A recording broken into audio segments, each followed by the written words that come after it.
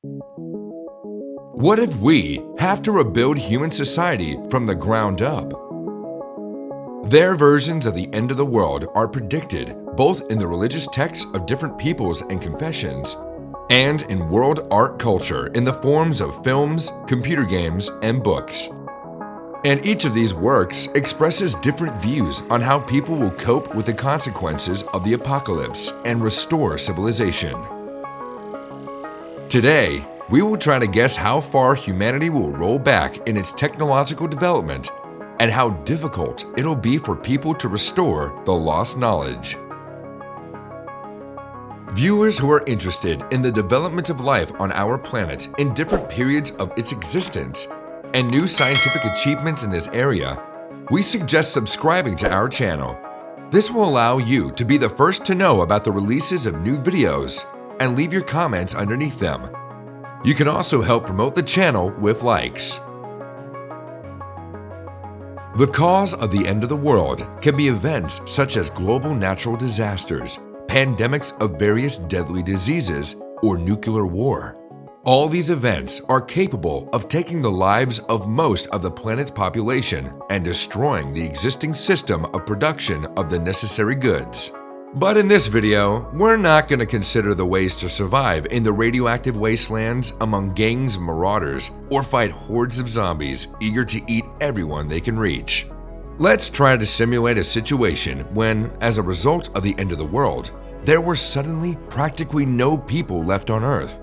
For example, suddenly all people were infected with a deadly virus, and most of them could not cope with the disease. At the same time, before their death, all of them carefully drowned out all nuclear reactors, stopped transport, drained water at the dams of hydroelectric power plants, parked all vehicles, landed all planes, stopped trains, turned off water, gas, and electricity.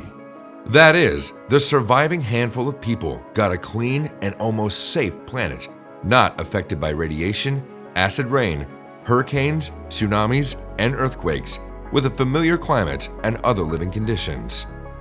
Often, there is an opinion that in such case, humanity will roll back to the Stone Age. But it would be more like the Middle Ages. But even in the Middle Ages, throughout their entire length, people lived in different ways. But where we get to live, in the Dark Ages or in the Renaissance, depends on a large number of factors. The survival of mankind and the speed of its return to the modern level depends on many factors. This is the quantitative and qualitative composition of the groups of survivors and the ability of relevant materials, such as information, as well as the social system that people will eventually come to in the first days after the death of the world. Already in the 18th century, scientists began to think about a way to preserve technological and cultural knowledge in the event of the collapse of civilization. In 1751, Denis Diderot published his encyclopedia. In this colossal work, he tried to fit the maximum amount of knowledge, fearing that the then European civilization would disappear, like it happened with the Roman Empire or ancient Egypt. These fears of one of the greatest educators were well-founded. Archaeology tells us that many of these technologies used by ancient Romans were lost in the Middle Ages, and subsequently, people had to reinvent many things. A completely different approach to the restoration of society was proposed in the 20th century by the American psychist Richard Feynman. His theory was that people should receive from previous generations only on the basis from which all other specific data can be derived anew. The scientists believed that this basis can serve as a single phrase. All things are made up of atoms, the smallest particles in constant motion, attracted to each other when there is a small distance between them, but mutually repelling when they are brought closer. It's interesting to think how long it would take for a person who has descended to the level of almost a caveman in his development to be able to unleash this postulate, at least for obtaining the first meals and making tools from them. Probably, civilization will recover faster if people are given a set of simpler and more effective tips.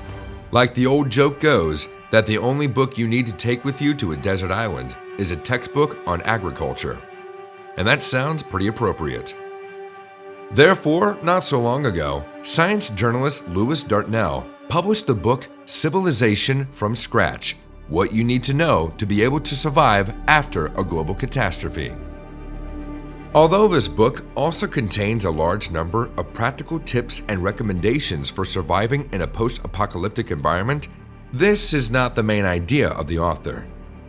He says that when writing the book, he tried to make sure that after reading it, an inquisitive person could begin his development, avoiding the mistakes made along the way made by our civilization. Dartnell wants people to get on the right track right away and get where they want to go as soon as possible. But most likely, even with the ideal scenario of the end of the world that was planned at the beginning of the video, it will be very difficult for the surviving people to follow at least some kind of plan.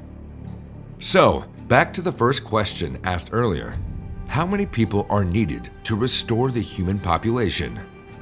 Some conditional Adam and Eve will obviously not be enough to obtain the entire diversity of the modern human population.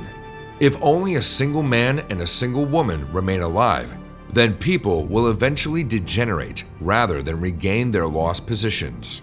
Scientists have determined that among the ancestors of all the tribes that settled on the islands of the Pacific Ocean on the way from Asia to Australia, there were about 70 women capable of childbearing. Accordingly, if a group of people of several hundred people survived, then humanity may have a second chance. It will also be important who these people were before the end of the world. If among them there are a sufficient number of people adapted to work, able to cultivate the land or hunt, then such a group will be able to provide themselves with housing and food. If there are surviving doctors, engineers, or teachers in the group, people will have access to certain technologies.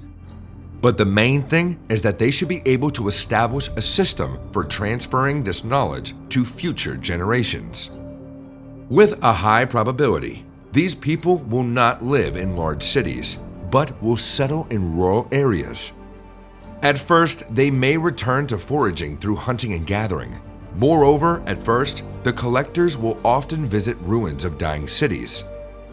But gradually, nature will completely absorb and destroy buildings, roads, and bridges. As in ancient times, rivers will become the main trade routes. Along with their shores, the human world will be recreated. When recreating agricultural technologies, humanity will face serious problems.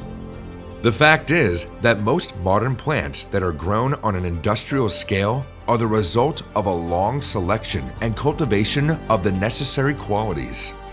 Without proper fertilizers and proper care, they will either not be able to provide the desired yield or simply die, and people will die after that. Of course, some simple technologies like a windmill or a water wheel can be restored fairly quickly. With minimal knowledge of mechanics and electrical engineering, wind generators can be created and people will be provided with electricity to some extent.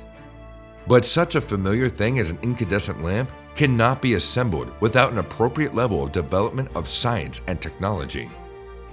After the depletion of all fuel reserves, which also loses quality over time, you will again have to switch to horses. Making even the simplest rubber products on your own will also be very difficult. Synthetic fabrics will disappear. Therefore, after some time, wool will become the main raw material for the production of clothing. Shoes will again be made only of leather, or even return to the use of wooden shoes or bast shoes. The only resource to which people will have practically no problem is metal. Even with constant corrosion and destruction, the supply of metal objects that mankind now uses will far exceed the needs of a handful of surviving people. For its processing, it will not be necessary to develop mines or smelt ore. True, this may adversely affect the preservation of the remnants of knowledge in geology and metallurgy. But knowing the nature of people, another scenario of life after the end of the world is more likely. It is he who underlies most films, books, and computer games. The surviving people will unite in small tribes and will kill each other for the meager remnants of resources. And with each dead person, a piece of knowledge that could help in the restoration of our society will leave the world.